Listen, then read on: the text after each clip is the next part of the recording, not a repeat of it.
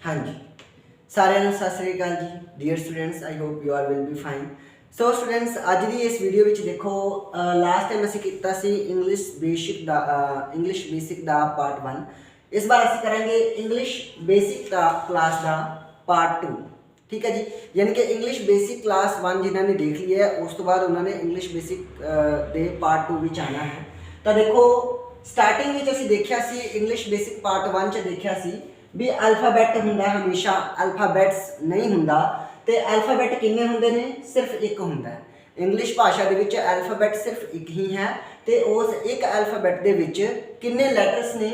26 letters ने। ठीक है जी। फिर लैटर्स ने उसी दो कैटेगराइज च दो तरह उन्होंने है ना वंडिया सीगा, कैटेगरी च वंडिया सी।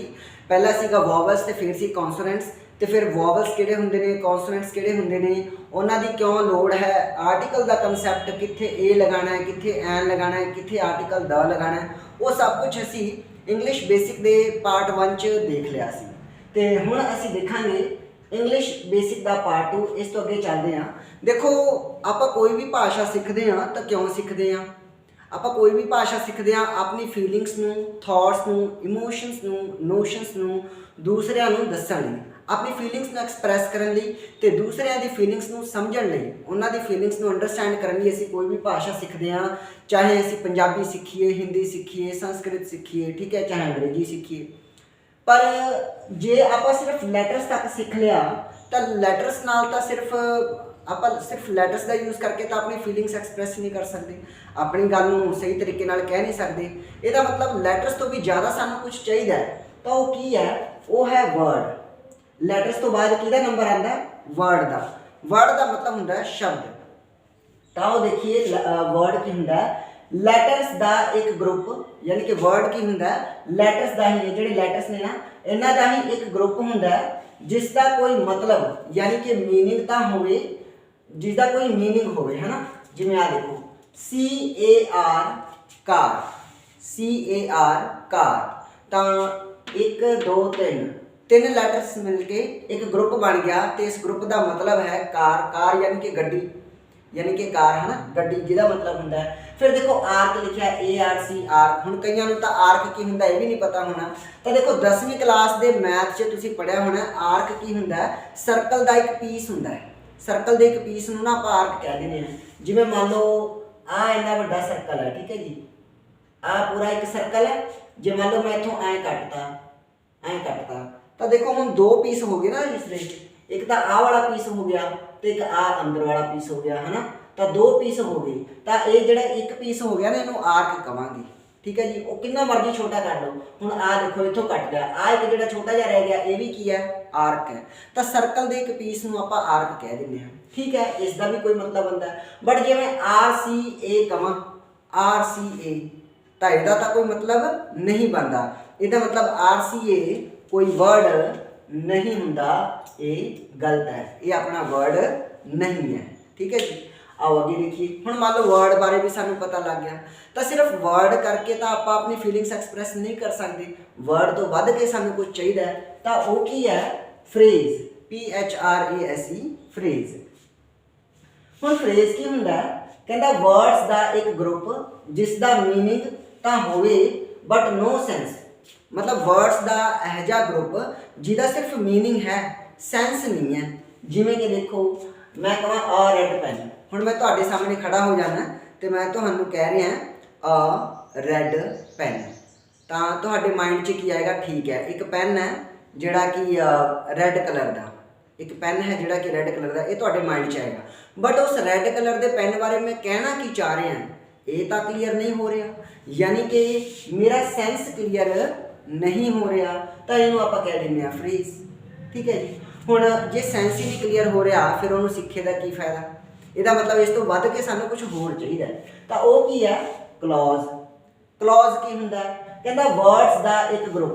देखो फ्रेज भी वर्ड्स का एक ग्रुप सीगा ते क्लॉज भी वर्ड्स का एक ग्रुप हुंदा जिसका मतलब भी हुंदा ते सेंस भी हुंदा, मीनिंग भी हुंदा ते सेंस भी हुंदा। मीनिंग का मतलब हुंदा मतलब ते सेंस का मतलब हुंदा भाव, भी की भाव है। तो देखो एग्जांपल दे रहा मैं, I have a red pen, मेरे कोल एक रेड पेन है। ਤਾਂ ਹੁਣ ਇਹ ਇੱਕ ਲਾਈਨ ਲਿਖੀ ਗਈ ਹੈ ਨਾ, I have a red pen, ਮੇਰੇ ਕੋਲ ਇੱਕ ਰੈਡ ਪੈਨ ਹੈ, ਇਹਦਾ ਮਤਲਬ ਵੀ ਬਣ ਗਿਆ ਤੇ ਇਹਦਾ ਸੈਂਸ ਵੀ ਹੈ ਵੀ ਕੋਈ ਰੈਡ ਪੈਨ ਹੈ ਜਿਹੜਾ ਕਿ ਮੇਰੇ ਕੋਲ ਹੈ, ਯਾਨੀ ਕਿ ਇਸ ਰੈਡ ਪੈਨ ਤੇ ਮੇਰਾ ਪੋਜੈਸ਼ਨ ਹੈ। ਠੀਕ ਹੈ ਜੀ। ਤਾਂ ਇੱਥੇ ਜਿਹੜਾ ਇਹ ਹੈਵ ਲੱਗ ਰਿਹਾ ਹੈ ਨਾ, ਇਹ ਸਟੇਟਿਵ ਵਰਬ ਦਾ ਕੰਮ ਕਰ ਰਿਹਾ। ਕਿਹੜਾ ਕੰਮ ਕਰ ਰਿਹਾ? ਸਟੇਟਿਵ ਵਰਬ ਦਾ, ਕਿਉਂਕਿ ਕਿਸੇ ਚੀਜ਼ ਦੇ ਉੱਤੇ ਹੱਕ ਹੋਣ ਲਈ ਆਪਾਂ ਤਾਂ ਕੁਝ ਕੀਤਾ ਨਹੀਂ, ਆਪਾਂ ਇਹਨੂੰ ਹੁਣ ਮੇਰਾ ਹੈ ਤਾਂ ਇਹਨੂੰ ਮੇਰਾ ਹੋਣ ਲਈ ਮੈਂ ਇਹਨੂੰ ਕੀ ਕੀਤਾ ਹੈ? ਮੈਂ ਤਾਂ ਇਹਨੂੰ ਕੁਝ ਕੀਤਾ ਨਹੀਂ, ਇਹ ਮੇਰਾ ਹੈ, ਯਾਨੀ ਕਿ ਇਹਦੇ ਵਿੱਚ ਇਹਦੇ ਮੇਰੇ ਹੋਣ 'ਚ ਮੈਂ ਤਾਂ ਨਹੀਂ ਕੁਝ ਕੀਤਾ, ਇਹ ਤਾਂ ਬਸ ਪੋਜੈਸ਼ਨ ਦੀ ਗੱਲ ਹੈ। ਤਾਂ ਇਹ ਹੈਵ ਕੀ ਹੈ? ਇੱਥੇ ਪੋਜੈਸ਼ਨ ਦਾ ਕੰਮ ਕਰ ਰਿਹਾ, ਯਾਨੀ ਕਿ ਸਟੇਟਿਵ ਵਰਬ ਦਾ ਕੰਮ ਕਰ ਰਿਹਾ। So I have a red pen. ਹੁਣ ਇੱਕ ਗੱਲ ਸੋਚੋ, ਫਰੇਜ਼ ਵੀ ਗਰੁੱਪ ਆਫ ਵਰਡ ਸੀ, ਕਲੌਜ਼ ਵੀ ਗਰੁੱਪ ਆਫ ਵਰਡ ਸੀ, ਯਾਨੀ ਕਿ ਵਰਡਸ ਦਾ ਇੱਕ ਗਰੁੱਪ ਸੀਗਾ। ਫਿਰ ਇਹਦੇ ਕੋਲ ਆ ਜਿਹੜਾ ਕਲੌਜ਼ ਹੈ ਆਪਣਾ, ਆ ਕਲੌਜ਼ ਕੋਲੇ ਇਹੋ ਜਿਹਾ ਕੀ ਆ ਗਿਆ ਵੀ ਇਹਨੇ ਮੀਨਿੰਗ ਦੇ ਨਾਲ ਨਾਲ ਸੈਂਸ ਵੀ ਦੇਤਾ। ਇਹੋ ਜਿਹਾ ਕੀ ਹੈ ਇਹਦੇ ਕੋਲ ਐਕਸਟਰਾ ਜਿਹਦੇ ਕਰਕੇ ਇਹਨੇ ਸੈਂਸ ਵੀ ਦੇਤਾ? ਤਾਂ ਦੇਖੋ, ਕਲੌਜ਼ ਕੋਲੇ ਇੱਕ ਤਾਂ ਹੈਗਾ ਆਈ, ਯਾਨੀ ਕਿ ਸਬਜੈਕਟ ਹੈਗਾ, ਦੂਸਰਾ ਹੈਵ ਯਾਨੀ ਕਿ ਵਰਬ ਹੈਗਾ। ਤਾਂ ਜਿੱਥੇ ਕਿਤੇ ਵੀ ਸਾਨੂੰ ਸਬਜੈਕਟ ਤੇ ਵਰਬ ਦਾ ਕੰਬੀਨੇਸ਼ਨ ਮਿਲੇਗਾ, ਉੱਥੇ ਸਾਨੂੰ ਇੱਕ ਕਲੌਜ਼ ਮਿਲ ਜਾਏਗਾ। ਠੀਕ ਹੈ ਜੀ। ਜਦੋਂ ਵੀ ਕਿਸੇ ਗਰੁੱਪ ਆਫ ਵਰਡਸ ਦੇ ਵਿੱਚ ਸਬਜੈਕਟ ਤੇ ਵਰਬ ਦਾ ਕੰਬੀਨੇਸ਼ਨ ਮਿਲੇਗਾ, ਉੱਥੇ ਸਾਨੂੰ ਇੱਕ ਕਲੌਜ਼ ਮਿਲ ਜਾਏਗਾ। ਤਾਂ ਇਸ ਕਲੌਜ਼ ਦਾ ਮੀਨਿੰਗ ਵੀ ਹੈ, ਸੈਂਸ ਵੀ ਹੈ, ਤਾਂ ਆਪਾਂ ਇਹਨੂੰ ਸੈਂਟੈਂਸ ਵੀ ਕਹਿ ਸਕਦੇ ਹਾਂ, ਕਿਉਂਕਿ ਸੈਂਟੈਂਸ ਦਾ ਵੀ ਮੀਨਿੰਗ ਵੀ ਹੁੰਦਾ ਤੇ ਸੈਂਸ ਵੀ ਹੁੰਦਾ, ਤਾਂ ਇਹਨੂੰ ਆਪਾਂ ਸੈਂਟੈਂਸ ਵੀ ਕਹਿ ਸਕਦੇ ਹਾਂ। ਫਿਰ ਗੱਲ ਇਹ ਆਉਂਦੀ ਹੈ ਕਿ ਜੇ ਕਲੌਜ਼ ਨੂੰ ਹੀ ਆਪਾਂ ਸੈਂਟੈਂਸ ਵੀ ਕਹਿ ਸਕਦੇ ਹਾਂ, ਤਾਂ ਸੈਂਟੈਂਸ ਤੇ ਕਲੌਜ਼ ਵਿੱਚ ਕੀ ਫਰਕ ਹੈ? ਤਾਂ ਆਓ ਦੇਖੀਏ, ਸੈਂਟੈਂਸ ਦੀ ਗੱਲ ਦੇਖੀਏ। ਸੈਂਟੈਂਸ ਕਹਿੰਦਾ ਹੈ I have the red pen, ਮੇਰੇ ਕੋਲ ਉਹ ਰੈਡ ਪੈਨ ਹੈ, ਵਿਚ ਯੂ ਗੈਵ ਮੀ ਯੈਸਟਰਡੇ, ਜਿਹੜਾ ਤੁਸੀਂ ਮੈਨੂੰ ਯੈਸਟਰਡੇ ਯਾਨੀ ਕਿ ਕੱਲ ਦਿੱਤਾ ਸੀ। ਠੀਕ ਹੈ ਜੀ। ਤਾਂ ਆਈ ਕੀ ਹੈ? ਸਬਜੈਕਟ ਹੈ, ਹੈਵ ਕੀ ਹੈ? ਵਰਬ ਹੈ। ਤਾਂ ਇੱਥੋਂ ਦੀ ਲੈ ਕੇ ਇੱਥੇ ਤੱਕ ਕਲੌਜ਼ CLAUSE ਕਲੌਜ਼ 1 ਇੱਕ ਕਲੌਜ਼ ਆਪਾਂ ਨੂੰ ਮਿਲ ਗਿਆ। ਫਿਰ ਯੂ ਕੀ ਹੈ? ਸਬਜੈਕਟ ਹੈ, ਤੇ ਗੈਵ ਕੀ ਹੈ? ਵਰਬ ਹੈ। ਇੱਥੋਂ ਦੀ ਲੈ ਕੇ ਇੱਥੇ ਤੱਕ ਕਲੌਜ਼ CLAUSE ਕਲੌਜ਼ 2 ਆਪਾਂ ਨੂੰ ਮਿਲ ਗਿਆ, ਯਾਨੀ ਕਿ 2 ਕਲੌਜ਼ ਆਪਾਂ ਨੂੰ ਮਿਲ ਗਏ। ਤੇ ਜਦੋਂ ਵੀ ਕਿਤੇ 2 ਕਲੌਜ਼ ਆਉਂਦੇ ਨੇ, ਉਹਨਾਂ ਨੂੰ ਜੋੜਨ ਲਈ ਕੋਈ ਨਾ ਕੋਈ ਕੰਜੰਕਸ਼ਨ ਵੀ ਆਉਂਦਾ ਏ, ਤਾਂ ਵਿੱਚ ਆਇਆ ਪਿਆ ਇਹ ਕੀ ਹੈ? ਕਿਹਦਾ ਕੰਮ ਕਰ ਰਿਹਾ ਹੈ? ਕੰਜੰਕਸ਼ਨ ਦਾ ਕੰਮ ਕਰ ਰਿਹਾ ਹੈ। ਤਾਂ ਹੁਣ ਦੇਖੋ, ਕਲੌਜ਼ 1 ਕਲੌਜ਼ 2 ਤੇ ਪੂਰੀ ਦੀ ਪੂਰੀ ਲਾਈਨ ਇੱਥੋਂ ਦੀ ਲੈ ਕੇ ਇੱਥੇ ਤੱਕ ਜਿਹੜੀ ਆਈ ਹੋਈ ਹੈ, ਇਹਨੂੰ ਆਪਾਂ ਸੈਂਟੈਂਸ ਕਹਿ ਦਿੰਦੇ ਹਾਂ। ਸੈਂਟੈਂਸ ਕਹਿ ਦਿੰਦੇ ਹਾਂ। ਇਹ ਤੋਂ ਪਤਾ ਕੀ ਪਤਾ ਲੱਗਿਆ ਸਾਨੂੰ? ਇੱਥੋਂ ਸਾਨੂੰ ਇਹ ਪਤਾ ਲੱਗਿਆ ਵੀ ਜਿਹੜਾ ਇੱਕ ਸੈਂਟੈਂਸ ਹੁੰਦਾ ਹੈ ਨਾ, ਉਹਦੇ ਵਿੱਚ ਇੱਕ ਤੋਂ ਜ਼ਿਆਦਾ ਕਲੌਜ਼ ਹੋ ਸਕਦੇ ਨੇ, ਪਰ ਇੱਕ ਜਿਹੜਾ ਕਲੌਜ਼ ਹੈ ਉਹ ਸਿਰਫ ਇੱਕ ਹੀ ਸੈਂਟੈਂਸ ਬਣਾ ਸਕਦਾ ਹੈ। ਇੱਕ ਕਲੌਜ਼ ਸਿਰਫ ਇੱਕ ਸੈਂਟੈਂਸ ਬਣਾ ਸਕਦਾ ਹੈ, ਜਦ ਕਿ ਇੱਕ ਸੈਂਟੈਂਸ ਜਿਹੜਾ ਹੈ ਉਹਦੇ ਵਿੱਚ ਇੱਕ ਤੋਂ ਜ਼ਿਆਦਾ ਕਲੌਜ਼ ਹੋ ਸਕਦੇ ਨੇ, 2 ਵੀ ਹੋ ਸਕਦੇ ਆ, 3 ਵੀ ਹੋ ਸਕਦੇ ਆ। ਠੀਕ ਹੈ ਜੀ। ਤਾਂ ਉਹਨੂੰ ਆਪਾਂ ਸੈਂਟੈਂਸ ਕਹਿ ਦਿੰਦੇ ਹਾਂ। ਤੇ ਜੇ ਓਬਵੀਅਸ ਦੀ ਗੱਲ ਹੈ, ਜੇ 2 ਅਲੱਗ-ਅਲੱਗ ਕਲੌਜ਼ ਹੋਣਗੇ ਤਾਂ ਉਹਨਾਂ ਨੂੰ ਜੋੜਨ ਲਈ ਕੋਈ ਨਾ ਕੋਈ ਕੰਜੰਕਸ਼ਨ ਵੀ ਤਾਂ ਆਏਗਾ ਹੀ। ਤਾਂ ਇੱਥੋਂ ਸਾਨੂੰ ਪਤਾ ਲੱਗ ਗਿਆ ਵੀ ਕੀ ਡਿਫਰੈਂਸ ਹੈ ਸੈਂਟੈਂਸ ਤੇ ਕਲੌਜ਼ ਵਿੱਚ। ਠੀਕ ਹੈ ਜੀ। ਸੈਂਟੈਂਸ ਤੋਂ ਬਾਅਦ ਦੇਖੋ, ਸਭ ਤੋਂ ਛੋਟੀ ਚੀਜ਼ ਇੰਗਲਿਸ਼ ਭਾਸ਼ਾ ਦੀ ਸਭ ਤੋਂ ਛੋਟੀ ਚੀਜ਼ ਕੀ ਸੀ? ਲੈਟਰ ਸੀਗਾ। ਪਰ ਲੈਟਰ ਨਾਲ ਗੱਲ ਬਣ ਨਹੀਂ ਰਹੀ ਸੀ, ਫਿਰ ਆਪਾਂ ਵਰਡ ਸਿੱਖ ਲਿਆ। ਫਿਰ ਵਰਡ ਵੀ ਥੋੜਾ ਛੋਟਾ ਪੈ ਰਿਹਾ ਸੀ, ਫਿਰ ਆਪਾਂ ਫਰੇਜ਼ ਸਿੱਖ ਲਿਆ।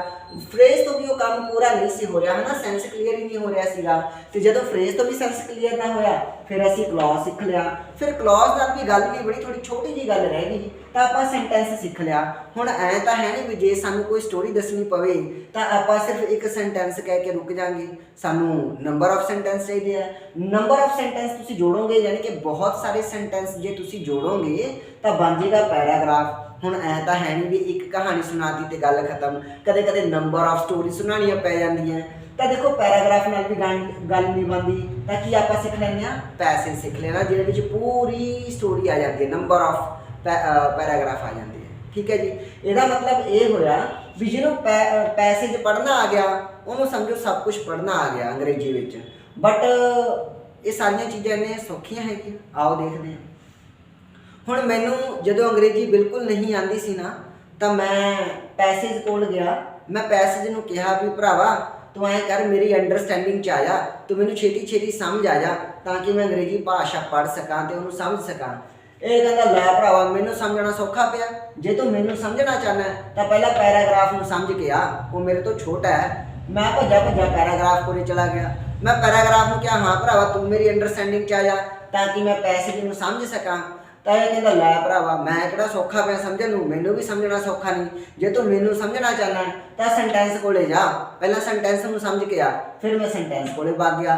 ਸੈਂਟੈਂਸ ਕੋਲੇ ਗਿਆ, ਮੈਂ ਕਿਹਾ ਸੈਂਟੈਂਸ ਭਰਾਵਾ ਤੂੰ ਮੇਰੀ ਅੰਡਰਸਟੈਂਡਿੰਗ 'ਚ ਆ ਜਾ ਵੀ ਮੈਂ ਨਾ ਤੈਨੂੰ ਚੰਗੀ ਤਰ੍ਹਾਂ ਸਮਝ ਸਕਾਂ। ਤਾਂ ਸੈਂਟੈਂਸ ਕਹਿਣ ਲੱਗਾ ਮੈਨੂੰ ਵੀ ਮੈਨੂੰ ਸਮਝਣਾ ਸੌਖਾ ਪਿਆ।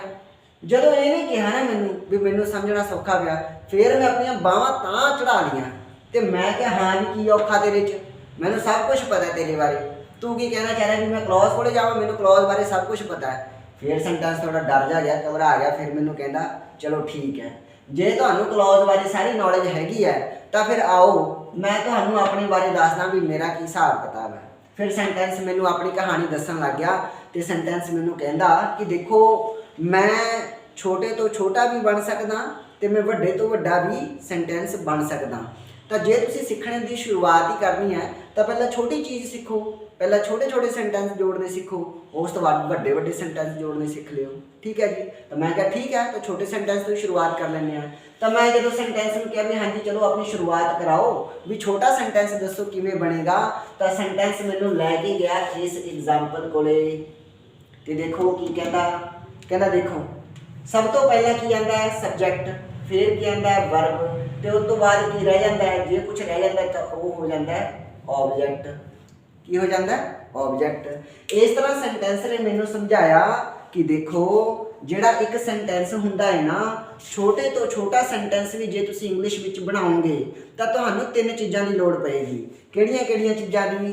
ਕਹਿੰਦਾ ਪਹਿਲੀ ਗੱਲ ਤਾਂ ਤੁਹਾਨੂੰ ਲੋੜ ਪਏਗੀ ਸਬਜੈਕਟ ਦੀ, ਸਬਜੈਕਟ ਦੀ। ਫਿਰ ਤੁਹਾਨੂੰ ਲੋੜ ਪਏਗੀ ਵਰਬ ਦੀ, ਫਿਰ ਤੁਹਾਨੂੰ ਵਰਬ ਬਾਰੇ ਪਤਾ ਹੋਣਾ ਚਾਹੀਦਾ ਹੈ। ਫਿਰ ਤੁਹਾਨੂੰ ਲੋੜ ਪਏਗੀ ਆਬਜੈਕਟ ਦੀ, ਫਿਰ ਤੁਹਾਨੂੰ ਆਬਜੈਕਟ ਬਾਰੇ ਪਤਾ ਹੋਣਾ ਚਾਹੀਦਾ ਹੈ। ਹੁਣ ਸਬਜੈਕਟ ਨੂੰ ਕਹਿੰਦੇ ਕੀ ਆ ਆਪਾਂ? ਕਰਤਾ। ਸਬਜੈਕਟ ਨੂੰ ਕੀ ਕਹਿੰਦੇ ਆ? ਕਰਤਾ। ਵਰਬ ਨੂੰ ਕੀ ਕਹਿੰਦੇ ਆ? ਕਿਰਿਆ, ਕਿਰਿਆ ਕਹਿੰਦੇ ਆ। ਤੇ ਆਬਜੈਕਟ ਨੂੰ ਕੀ ਕਹਿੰਦੇ ਆ?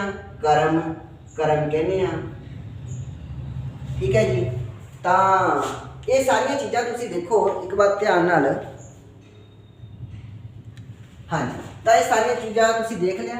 ਇਸ ਤੋਂ ਬਾਅਦ ਹੁਣ ਤੱਕ ਦੀ ਇਸ ਵੀਡੀਓ ਵਿੱਚ ਅਸੀਂ ਇੱਥੇ ਤੱਕ ਹੀ ਰੱਖਾਂਗੇ ਵੀ ਤੁਹਾਨੂੰ ਪਤਾ ਲੱਗ ਗਿਆ ਵੀ ਇੰਨੀਆਂ ਨੰਬਰ ਆਫ ਚੀਜ਼ਾਂ ਤੁਹਾਨੂੰ ਸਿੱਖਣੀਆਂ ਪੈਣੀਆਂ, ਫਿਰ ਜਾ ਕੇ ਚੀਜ਼ਾਂ ਕਲੀਅਰ ਹੋਣਗੀਆਂ। ਤੇ ਛੋਟੇ ਤੋਂ ਛੋਟਾ ਸੈਂਟੈਂਸ ਵੀ ਬਣਾਉਣਾ ਹੋਇਆ ਤਾਂ ਤੁਹਾਨੂੰ 3 ਚੀਜ਼ਾਂ ਦੀ ਲੋੜ ਪਏਗੀ, ਸਬਜੈਕਟ ਦੀ, ਫਿਰ ਵਰਬ ਦੀ ਤੇ ਫਿਰ ਆਬਜੈਕਟ ਦੀ। ਤੇ ਇਹ ਇਹਨਾਂ ਦਾ ਸੀਕੁਐਂਸ ਹੀ ਚੱਲਦਾ ਵੀ ਪਹਿਲਾਂ ਸਬਜੈਕਟ ਹੋਣਾ ਚਾਹੀਦਾ, ਉਸ ਤੋਂ ਬਾਅਦ ਹੀ ਵਰਬ ਆਏਗਾ ਤੇ ਉਸ ਤੋਂ ਬਾਅਦ ਹੀ ਆਬਜੈਕਟ ਰਹੇਗਾ। ਠੀਕ ਹੈ ਜੀ। ਤਾਂ ਜੇ ਤੁਸੀਂ ਇਹਦੀ ਸਕਰੀਨਸ਼ਾਟ ਲੈਣੀ ਹੋਵੇ ਤਾਂ ਸਕਰੀਨਸ਼ਾਟ ਲੈ ਸਕਦੇ ਹੋ।